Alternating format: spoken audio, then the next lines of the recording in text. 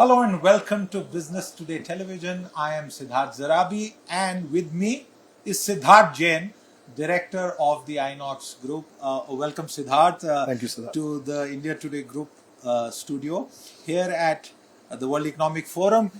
Well, we could see 15 minutes back, but the snow is really flying around, although it's not that heavy. Siddharth, I'm glad you could make the time in this weather for us. And as we discuss the entire global situation, I am reminding my viewers about two reports in the last 48 hours. One from the World Economic Forum chief economist, and then a PwC survey of almost 4,400 CEOs across the globe. And the headline really is from record optimism last year to record pessimism. As an Indian CEO, what do you have to say about the mood of the business community? Well, I think all you have to do is walk down the promenade here at Davos to see every 10 meters, you will see a sign of India right here. I think it's easy to be pessimistic, but it's more important to be an optimist. And, the world is always going to have problems. There's always going to be something impacting us. But I think our Indian story is just so strong right now. And I can feel it with everybody who I've met, all the global CEOs that we've interacted with, the sessions that we've been attending. The interest levels in India and the ability to invest in our country is so large that I don't think there's any pessimism around it whatsoever. It's extremely optimistic. And what drives that interest? Is it a China plus one alternative, or is it a fundamental belief that there will be return on capital invested in India? Well, I certainly believe that the demographic advantage that we have over the next 30 to 40 years is what India's strength really is. When you look at our 1.3 billion people, you're seeing populations, working level populations in other countries decline and India's increase. And I think that is going to be our sustainable advantage going forward. And everybody sees as we've crossed $2,500, $3,000 per capita GDP, the ability to consume more discretionary spending is going to be a lot more in India. And which is why everybody is seeing the GDP. We're 3.5 trillion right now. By 2030, we should double that. India is where the story is. Siddharth, you and your business understand the pulse of the Indian consumer, perhaps more of the urban, if not the rural.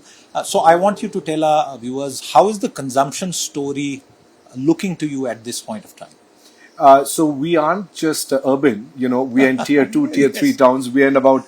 I should have said semi-urban as well.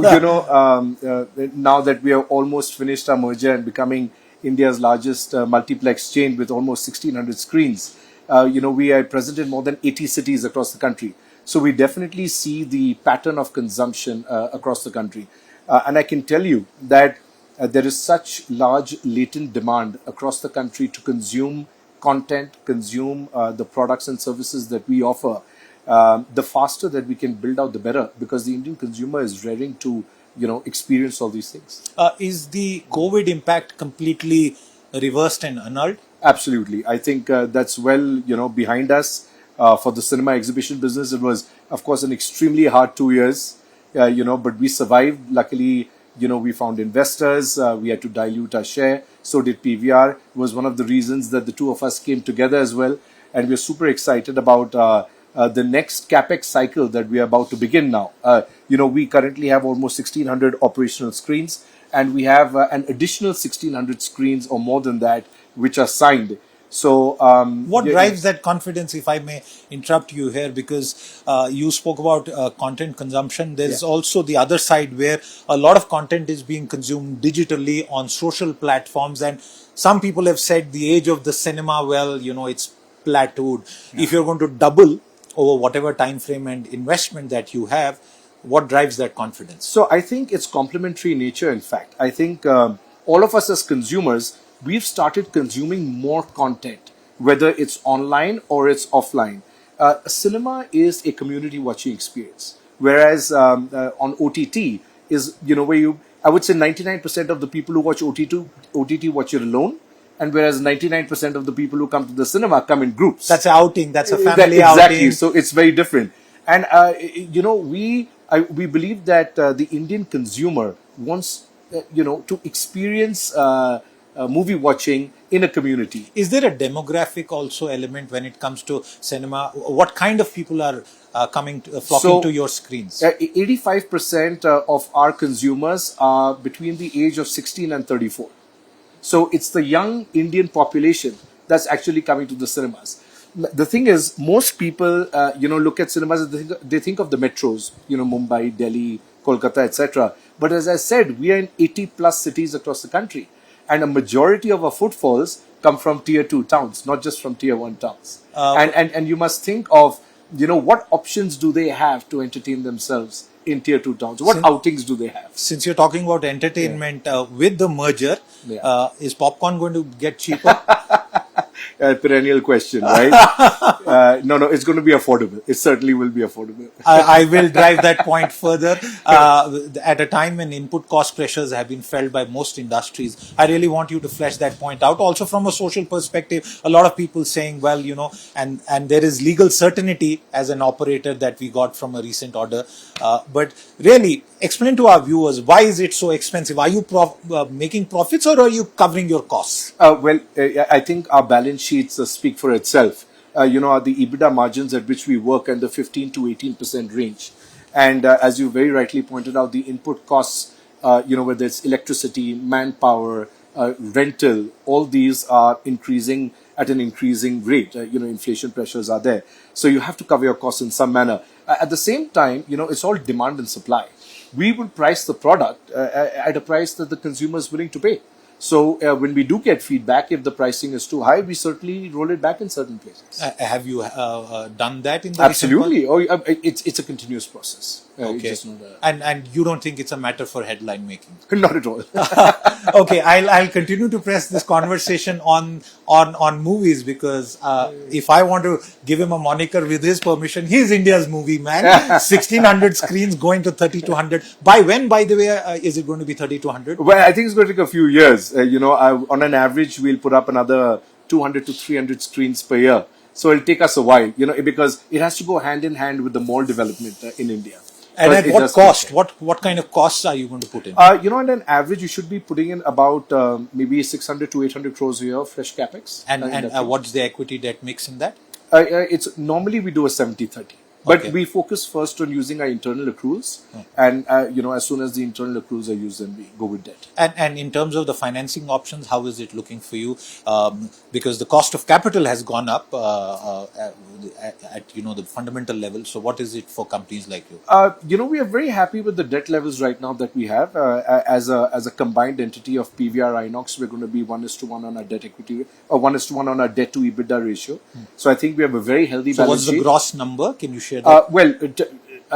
I can't really give you, but till FY22, we were still coming out of COVID, so we didn't have that kind of EBITDA. But if you go back to FY20, which is the last full year, the combined EBITDA would be 1,000 crores in FY20. Okay, that's not bad. And when does this merger get completed? It should be, I think the final hearing just took place on 12th of January, and we expect in February it should get completed. Oh, February. Wonderful. Yeah. Okay, as we wind down this conversation, a couple of questions about what kind of movies Indians are watching. We saw certain record numbers. We've seen a shift in consumption, which has caused some pressure on Bollywood. As the operator where all these movies are experienced by millions of Indians, do you think Bollywood needs to change the storyline a bit?